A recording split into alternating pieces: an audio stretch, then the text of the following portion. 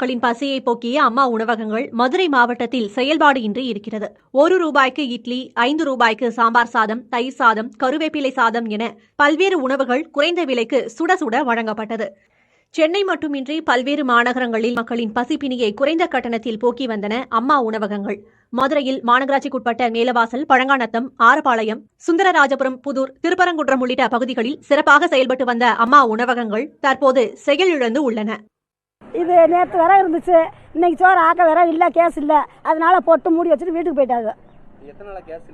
ஒரு 10 நாளாக கேஸ் இல்லை, விறகுல தான் சோறு ஆக்கினாங்க. அன்னைக்கு தான் பூட்டிட்டாங்க. நாங்கள் இங்கே தான் சாப்பிடுவோம். இன்னைக்கு சாப்பிடுறதுக்கு வேற பக்கம் போவோம். நாங்கள் இங்கே 10 ரூபா சோறு ஓட்டாங்க, வெளியில் கூட 50 ரூபா கொடுக்கணும். இது அம்மா உணவு திறந்தாதான் எங்கள் மாதிரி ஆளுகளுக்கு இந்த மாதிரி. அது 2வது மாற்றுத்திறனாளி, எத்தனோ மாற்றுத்திறனாளி, நான் மாற்றுத்திறனாளி, எத்தனோ மாற்றுத்திறனாளி இதில் தகுந்து வராங்க. நான் கண்ணால் பார்க்குறேன், இந்த சாப்பிட்டு போகிறாங்க மாற்றுத்திறனாளிகள். இன்னைக்கு கூட சொல்லி என்கிட்ட புலம்பிட்டு போகிறாப்புல, என்னென்ன நான் இங்கே தான் சாப்பிடுவேன், தகுந்து வந்துக்கிட்டு இதே பூட்டிட்டா நான் எங்கிட்டு போகிறது. மாநகராட்சி நிர்வாகம் நிதி ஒதுக்கவில்லை என்பதால் அம்மா உணவகத்திற்கு தேவையான அரிசி, பருப்பு, எண்ணெய் உள்ளிட்ட உணவுப் பொருட்களை வாங்க முடியாத நிலை ஏற்பட்டுள்ளதாக கூறப்படுகிறது. அம்மா உணவகத்திற்கு முக்கியத்துவம் கொடுக்க வேண்டும் என்றும் கோரிக்கை விடுக்கின்றனர். சென்னையில் இயங்கக்கூடிய அம்மா உணவகத்தில் பணியாற்றக்கூடிய ஊழியர்களை பணியிடம் நீக்கம், அதாவது கிட்டத்தட்ட ஒரு ஹோட்டலுக்கு 12 பேர் பணியாற்றினால் அதில் தற்போது 6 நபர்கள் மட்டுமே பணியாற்ற வேண்டும் என்ற ஒரு அழுத்தம் கொடுப்பதாக ஊழியர்கள் தெரிவித்திருக்கிறார்கள். எனவே இதை உடனடியாக தடுத்து நிறுத்த வேண்டும் என்று வலியுறுத்தி தற்போது அண்ணா அறிவாலயம், அதாவது திமுக அலுவலகம் அமைந்திருக்கக்கூடிய தேனாம்பேட்டையில் அண்ணா அறிவாலயம் முன்பாக போராட்டத்தில் ஈடுபட்டிருக்கிறார்கள். குறிப்பாக போலீசார் தற்போது அவர்களோடு பேச்சுவார்த்தை நடத்தி வரக்கூடிய காட்சிகளை பார்க்க முடிகிறது. சேலம் மாவட்டம் மேட்டூரில் அரசு தலைமை மருத்துவமனை அருகே இயங்கி வரும் அம்மா உணவகத்தில் அரிசி, பருப்பு, காய்கறி உள்ளிட்ட பொருட்களுக்கு தட்டுப்பாடு ஏற்பட்டுள்ளதால் காலையில் உணவருந்த வந்த மக்கள் ஏமாற்றத்துடன் திரும்பி சென்றனர். நகராட்சி நிர்வாகம் அம்மா உணவகத்திற்கு தேவையான அத்தியாவசிய பொருட்களை வழங்கவில்லை என கூறப்படும் நிலையில் தங்களுக்கு ஊதியமும் சரிவர வழங்கப்படுவதில்லை என ஊழியர்கள் வேதனை தெரிவித்துள்ளனர். இதனால் அரசு மருத்துவமனைக்கு வரும் ஏழை எளிய மக்கள் பாதிக்கப்பட்டுள்ளனர். இப்போ நான் கோயம்புத்தூர்ல நான் உழைப்புக்காக வந்துருக்கேன் சார். அதாவது நான் வேலை பார்த்துருக்கேன், செக்யூரிட்டி வேலை பார்த்துருக்கேன். இப்போ எனக்கு எனக்கு சம்பளம் கம்மி தான் சார். எனக்கு 10 ரூபா கொடுக்குறாங்க. இந்த 10 ரூபாலாம் சாப்பிட்டுக்கணும். இப்போ 10 ரூபா கொடுக்குறாங்க, இந்த 10 ரூபாலாம் சாப்பிட்டுக்கணும். அங்கே எனக்கு என்ன கேட்டிங்கன்னா எனக்கு அங்கே அந்த கம்பெனி, எந்த கம்பெனி, அந்த கம்பெனியில் தங்குறதுக்கு மட்டும் எனக்கு கொடுக்குறாங்க. இந்த 10 ரூபாய்க்குள்ள நான் சாப்பிட்டுக்கணும் சார். அம்மா ஹோட்டலுக்கு சாப்பிட்டா கொஞ்சம் எனக்கு நிம்மதியாக இருக்கும். சமைப்பதற்கு உண்டான இயந்திரங்கள் அனைத்துமே பல ஆண்டுகளாக பயன்படாமல் சும்மா கிடப்பில் இருக்கின்றன. அது காட்சியில் பார்க்கலாம்.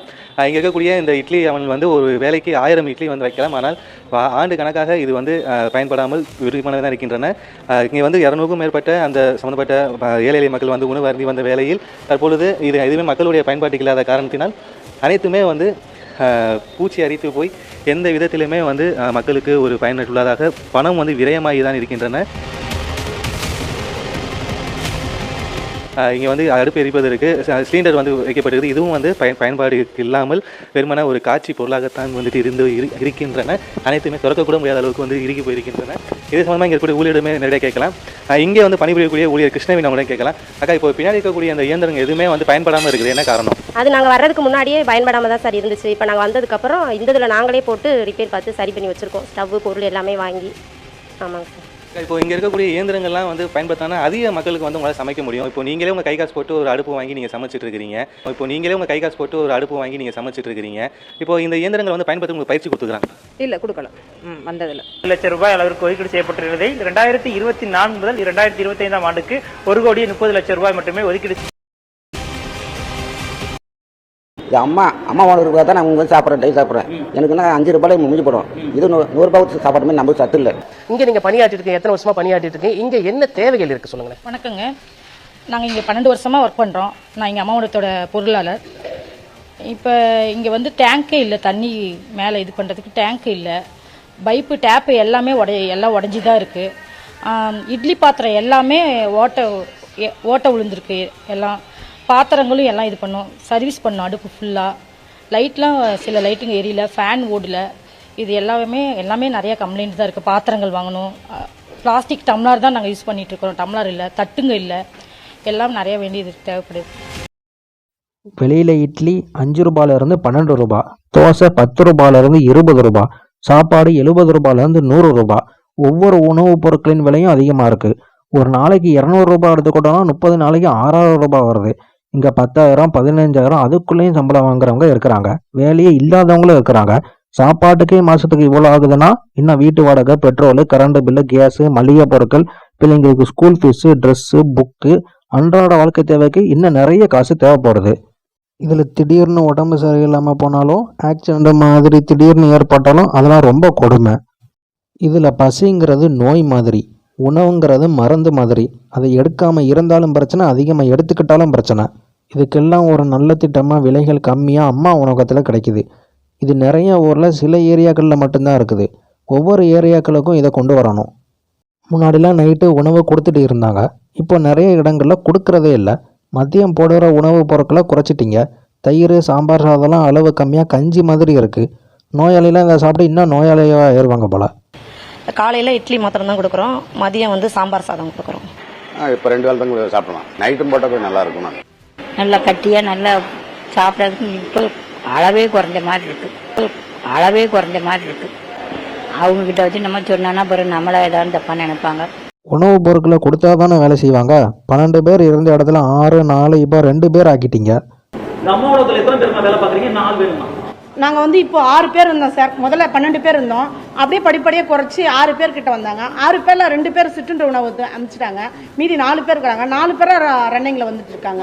காலையில் 2 பேர், மதியம் 2 பேர் அப்படி வந்துட்டு இருக்காங்க. ஆட்கள் தேவை. இன்னும் அடுத்த முறையை வந்து வேலை செய்யறதுக்கு முடியல. ஆட்கள் தேவை. இதில் ஃபேனு இல்லை, லைட்டு இல்லை, பைப்பெல்லாம் உடஞ்சி கிடக்கு, சுத்தமாக தண்ணியே இல்லை. எல்லாம் நிறைய வேண்டியது தேவைப்படுது. இத்தனை கோடி ஒதுக்கியிருக்கோன்னு சொல்கிறீங்க, ஆனால் இன்னும் பல வருஷமாக பராமரிப்பே இல்லாமல் இன்னும் பாலடைஞ்சே தான் போயிட்டுருக்கு. இந்த உலகத்தில் நம்மளுக்கு தெரிஞ்ச ஒவ்வொரு உயிரினத்துக்கும் பசி ஏற்படுது, உணவு தேவைப்படுது. அதை சமாளிக்க ஒரு நல்ல திட்டமாக இது இருக்குது.